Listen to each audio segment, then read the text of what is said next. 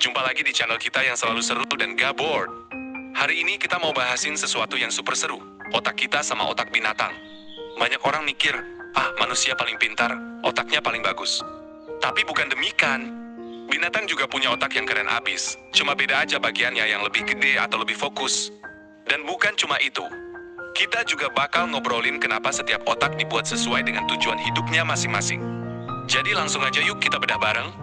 Jangan lupa like, komen apa yang kamu kira paling unik, dan jangan lupa subscribe biar gak ketinggalan video seru kita selanjutnya ya. Kalau sudah subscribe, klik bel nyalanya biar kamu selalu dapat notifikasi. Bagian 1. Sejarah, kemana pergi otak selama jutaan tahun? Sebelum kita bedain perbedaannya, kita dulu aja lihat sejarahnya ya. Otak itu bukan dibuat sekalian jadi kayak ini loh, tapi berkembang selama jutaan tahun. Bayangin aja ya, dulu-dulu nenek moyang kita sama binatang itu punya otak yang sangat sederhana. Kayak cuma bisa ngontrol buat makan, cari tempat tinggal, dan menghindari bahaya aja. Seiring waktu, makin banyak jenis makhluk hidup yang muncul, otaknya juga makin berkembang sesuai dengan cara hidup mereka. Contohnya nih, binatang yang tinggal di darat butuh otak yang bisa ngontrol gerakan kaki buat jalan dan lari. Sedangkan yang tinggal di air butuh otak yang bisa ngontrol cara berenang. Manusia, kita berkembang jadi makhluk yang hidup berkelompok, butuh komunikasi yang kompleks, dan perlu bikin alat buat hidup lebih mudah. Nah, itulah yang bikin otak kita jadi seperti sekarang. Analogi. Kayaknya ya teman-teman, secara perkembangan otak itu kayak perkembangan HP aja. Dulu HP cuma bisa nelpon dan SMS aja. Sekarang ada yang jadi HP gaming dengan spesifikasi tinggi, ada yang jadi HP kamera dengan lensa super bagus, ada yang jadi HP kerja dengan penyimpanan banyak. Semua berbeda, tapi sesuai dengan kebutuhan orang yang pakai kan? Bagian 2, perbedaan detail dengan analogi yang seru. Oke deh, sekarang kita bedain bagian-bagiannya ya. Setiap bagian otak punya tugas khusus. Dan di manusia sama binatang, ada yang lebih gede atau lebih kecil.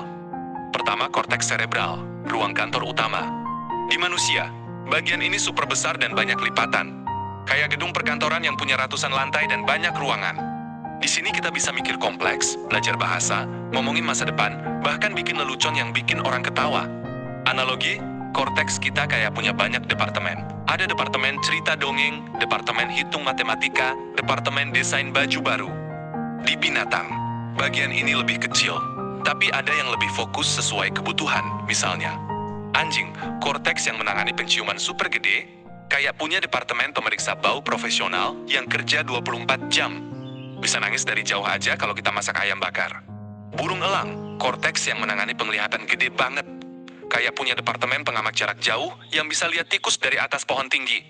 Gajah, korteks yang menangani ingatan dan hubungan sosial gede. Kayak punya departemen arsip sejarah yang bisa ingat teman atau tempat sumber air selama bertahun-tahun. Analogi, jadi kayak kantor aja. Kantor makanan cepat saji punya departemen masak yang gede. Kantor travel punya departemen pemetaan yang gede. Semua beda tapi sama-sama penting. Kedua, hipotalamus dan AMIGD, pusat kebutuhan dan perasaan. Di manusia dan binatang, bagian ini punya tugas yang sama aja, ngontrol kebutuhan dasar kayak lapar, haus, dan rasa takut. Cuma di manusia, kita bisa aturin perasaan ini lebih banyak. Contoh, kalau kita lihat makanan enak tapi lagi diet, kita bisa nahan diri kan? Tapi kalau kucing lihat ikan, langsung aja mau ambil karena perasaannya lebih langsung. Analogi, ini kayak ada tombol darurat di otak kita. Di binatang tombolnya lebih sensitif dan langsung jalan kalau ada bahaya atau makanan. Di manusia tombolnya juga ada, tapi kita punya saklar tambahan buat kontrolnya. Ketiga, cerebellum, pusat kemampuan gerak. Di manusia, bagian ini gede buat ngontrol gerakan yang halus, kayak nulis, main musik, atau jalan di atas papan sempit. Di binatang, lebih fokus ke gerakan yang penting buat hidup mereka. Kucing, cerebellum gede buat ngontrol keseimbangan dan lompatan.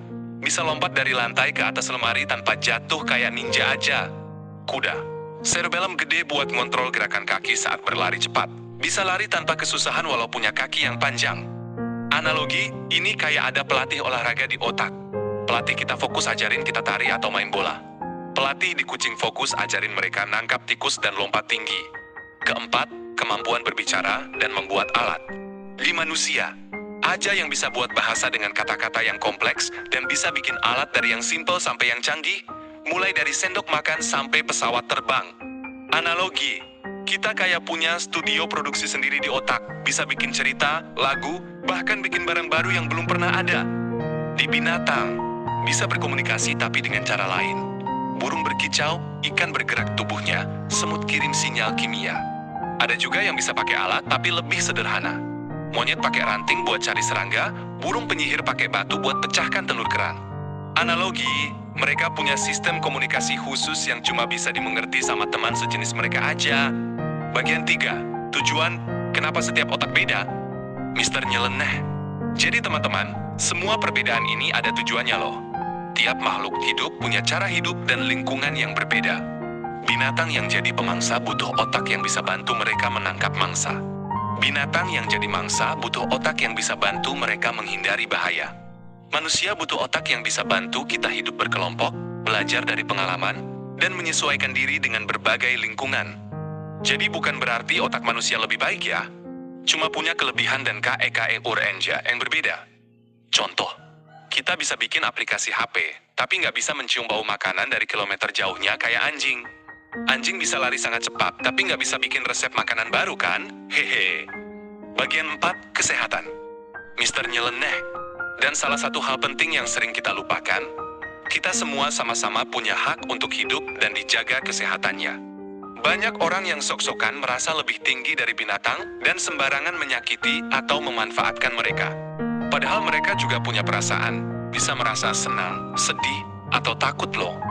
Jadi mari kita jadi makhluk yang lebih bijak, menghargai setiap makhluk hidup dan menggunakan kemampuan otak kita buat kebaikan, bukan buat menyakiti yang lain ya. Bagian 5, kesimpulan. Baiklah teman-teman, intinya ya.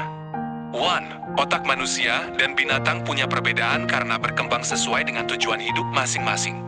2. Setiap otak punya kelebihan dan kekurangannya sendiri, nggak ada yang lebih baik dari yang lain.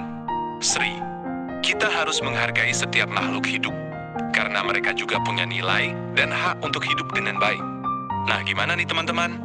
Ada yang mau bilangin keunikan otak binatang apa yang kamu paling kagumi? Komen di bawah ya. Jangan lupa like video ini, share ke teman-teman kalian, dan jangan lupa subscribe ke channel Mister Nyeleneh.